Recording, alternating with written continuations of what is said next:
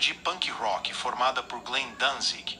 Em 1977, na cidade de Lodz, Nova Jersey, a banda já vendeu mais de 5 milhões de cópias em todo o mundo. São citados como criadores do estilo horror punk, misturando punk rock e outras influências musicais com temas e imagens de filmes de terror, além de exercer influência em diversas outras bandas de rock e heavy metal em geral. O nome da banda foi tirado do último filme da atriz Marilyn Monroe, The Misfits.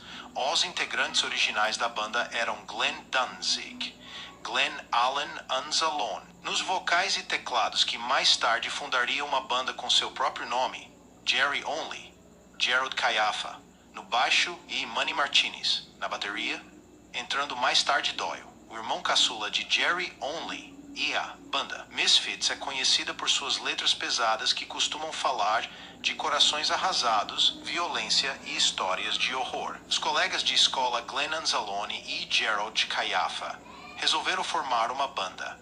Glenn adotou o nome artístico de Glenn Danzig e Gerald passou a se chamar Jerry Only. Gravaram um modesto compacto com 2 faixas Cough Cool e She, no qual Glenn cantava e tocava um piano elétrico, e Jerry, o baixo. A experiência deu tão certo que eles recrutaram mais 2 amigos da vizinhança, Franchet Coma e Mr. Jim, para gravar o disco Static Age no começo de 1978. Porém, este disco acabaria saindo quase 20 anos depois. Tocavam maquiados músicas simples e rápidas que logo fizeram com que o Misfits fosse classificado como uma das bandas precursoras do movimento punk e, portanto, uma grande influência de bandas que vieram a seguir. Nesse mesmo período somaram-se à banda o guitarrista Bob Steele. Franchet Coma saiu da banda porque ele não gostava de excursionar. E com a sua entrada, continuaram a evoluir os elementos de horror na banda. E pouco tempo depois, o baterista Arthur Goody, com os quais se repete a mesma história no decorrer de 2 anos, um álbum feito em vários compactos também. Neste caso, trata-se do disco Those Hits from Hell. Seu lançamento estava previsto para 2000, mas desta vez a empreitada da gravadora fora embargada por Glenn Danzig e Jerry Only, pois tanto a mixagem quanto a parte gráfica não satisfizeram a ambos. Apesar de ser uma banda pesada para a época, originalmente não dispunham de guitarrista. Não obstante, Bob Steele deixa a banda para formar o The Undead, e Paul, o irmão mais novo de Jerry, assume a guitarra e passa a pegar a estrada com a banda. Em estúdio, ajuda a completar as gravações do que já havia sido feito e assim debutar no disco Walk Among Us. Por ser alto, magro e carrancudo, Paul recebe o apelido de Doyle. De 1977 a 1981, praticamente só gravaram EPs. Foi em 1982 que começaram a sair os álbuns e compilações da banda. Walk Among Us sai em 1982 e acabou sendo o primeiro álbum da banda. Foi o único álbum a ser lançado enquanto a primeira encarnação da banda ainda estava ativa. Após o lançamento de Walk Among Us, Arthur Goody tem uma discussão com Glenn Danzig e acaba deixando a banda. Goody foi substituído por Roberto Valverde, que gravou o álbum Earth 80 Wolf's Blood, fonte de inspiração para grande parte das bandas de thrash metal da época. Relatos de quem viu a banda ao vivo em seu auge garantem que a experiência era incomparável. Os shows de Halloween realizados pelo grupo nos anos 80 tornaram-se lenda do underground nova-iorquino. Outras características dos Misfits são criar canções violentas e românticas ao mesmo tempo e satirizar discos antigos ou discos de histórias infantis. Os seus vinis eram sempre coloridos e impressos em 7 ou 12 polegadas.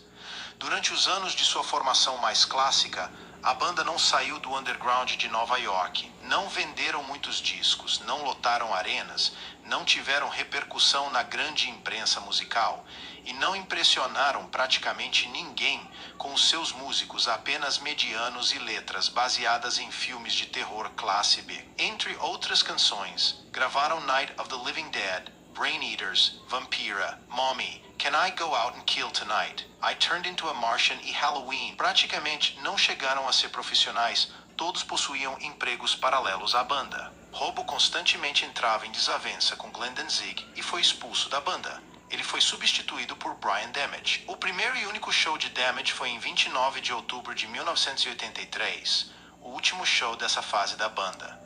Brian chegou embriagado no show e tocou as 13 primeiras músicas, até ser jogado para fora do palco pelo guitarrista Doyle, que estava irritado por ele estar bêbado e arruinando a apresentação. Todd Swalla, que já tinha tocado com a banda como integrante temporário, estava presente no show e assumiu o lugar de Damage. Brian Damage faleceu de câncer em janeiro de 2010, aos 46 anos. Após o show, o grupo encerrou as suas atividades, quando Glenn Danzig resolveu seguir uma carreira solo. Com o fim da banda, Glenn Danzig montou uma banda chamada Samhain e, mais tarde, um bem-sucedido conjunto batizado apenas de Danzig, que contabiliza milhões de cópias vendidas. Jerry Only e seu irmão Doyle passaram o resto daquela década e a primeira metade dos anos 90 na obscuridade, embalados pelo relativo sucesso que as suas músicas estavam a experimentar ao serem gravadas por outras bandas, como Metallica e Guns N' Roses. Os Misfits resolveram voltar à ativa. Jerry Only, que tinha processado Glenn Danzig pelos direitos do nome Misfits desde por volta de 1987, e a partir de 1 de janeiro de 1995, o nome Misfits passava a ser oficialmente de Jerry Only. Durante o tempo em que não tinha os direitos do nome, Jerry e o irmão Doyle Wolfgang von Frankenstein, Paul Caiafa, montaram uma banda chamada Christ the Conqueror, um projeto de metal cristão que não fazia shows, era apenas uma banda de estúdio e que visava sobretudo desenvolver as guitarras criadas por ambos. Em outubro de 1994, os Misfits iniciaram os testes para um novo vocalista. Entre os possíveis nomes estavam Peter Steele do Stipe, o Negative e Dave Vanian do The Damned. Mas as escolhas finais acabaram por recair sobre Dave Vanian e um jovem desconhecido de 20 anos chamado Michael Emanuel. Michael nunca tinha ouvido falar dos Misfits, apesar de ser da mesma cidade, e ficou a saber da audição do novo vocalista através de um amigo. Michael nunca tinha ouvido falar dos Misfits, apesar de ser da mesma cidade, e ficou a saber da audição do novo vocalista através de um amigo. Para aprender as músicas e as letras, Michael comprou o CD Collection Vol. E foi justamente esse desconhecimento que fez com que escolhessem Michael. Jerry queria montar um Misfits diferente do idealizado por Glenn Danzig. Michael Emanuel adotou o pseudônimo de Michael Groves na banda.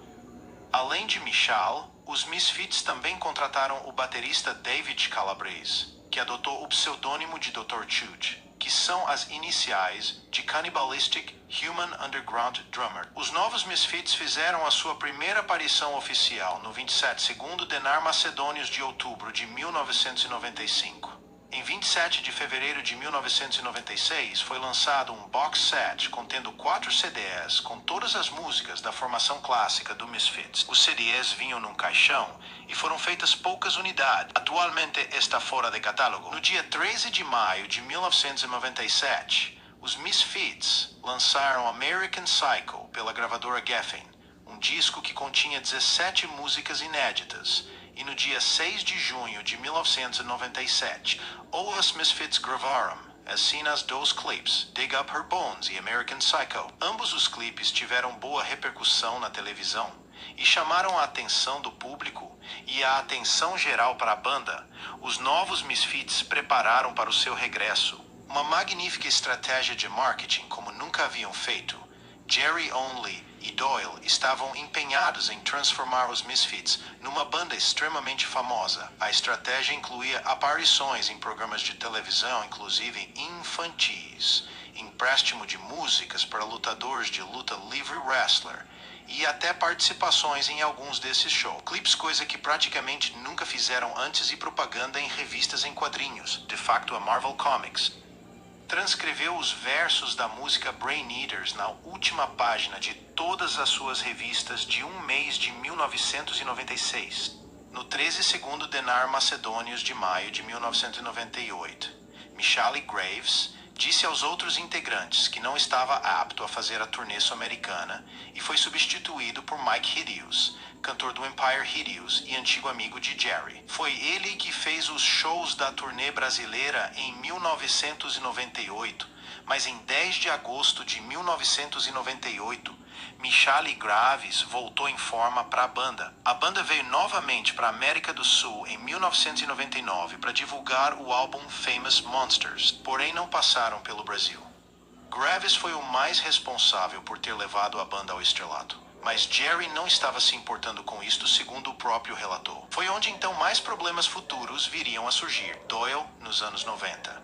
No 14º de na Macedônios de outubro de 1998, foi lançado o disco Eve Live Goons, mas só para o fã-clube oficial da banda, o Fiend Club. Voltaremos no próximo episódio. Se você gostou, dê um like, compartilhe e continue acompanhando os nossos vídeos. Esse é o canal Histórias do Punk Rock. Até uma próxima, galera.